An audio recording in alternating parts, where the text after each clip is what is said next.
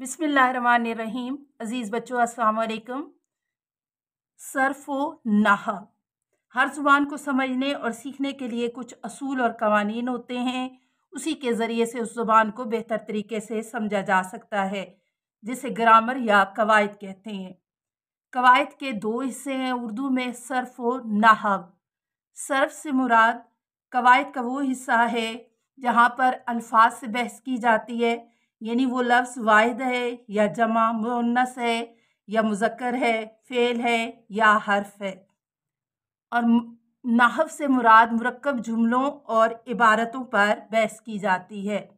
हर्फ अलीफ से लेकर ये तक के तमाम हरूफ तहज्जी जो कहलाते हैं, और उसी से फिर लफ्ज़ बनते हैं दो या दो से ज़्यादा हरूफ का जोड़, जैसे अब, अदब, बादल, पाकिस्तान, जिंदाबाद वगैरह वगैरह।